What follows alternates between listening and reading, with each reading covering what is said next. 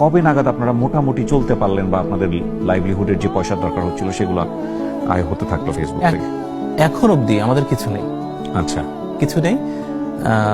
আমরা 3 জন আছি, ওরা ওদের পার্সেন্ট ওরা বুঝে পায় প্রতি মাসে, ওকে, এবং পুরো অর্থটা ওরা হচ্ছে নিজ হাতে ব্যাংক থেকে নিয়ে আসে। আচ্ছা, দেন ওরা আমারটা বুঝে দেয়।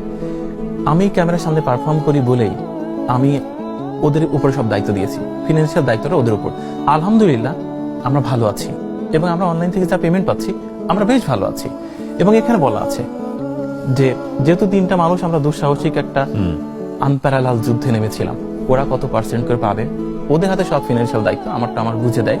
দেন বৃদ্ধাশ্রমের মায়েদের জন্য কতটুকু যাবে, কত পার্সেন্ট যাবে, সেটা ওই ডকুমেন্টে উল্লেখ আছে, যত পার্সেন্ট মানব কল্যাণে ব্যয় হবে।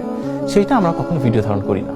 আমরা মানবিক কন্টেন্ট করি, কিন্তু আমরা যেটা দিই, আমরা যেটা করি সেটা কখনোই ভিডিও ধারণ করি না, হবেও না। ওইটা আমাদের আমল কখনো স্ক্রিনে আনা ঠিক নয়, এবং এটা আমাদের নিজের ব্যক্তিগত আমল, পরপরের জন্য করা। তাই রাতের অন্ধকারে প্রায় প্রত্যেকটি রাতেই আমরা একটা না একটা পরিবারের কাছে ছুটে যাওয়ার চেষ্টা করি, বিউটিফুল। যেটা হচ্ছে আমাদের অহংকার, অহমিকা ভালো, যেটা আমরা কখনো স্ক্রিনে আনার চেষ্টা করি না, আনবো না ইনশাল্লাহ।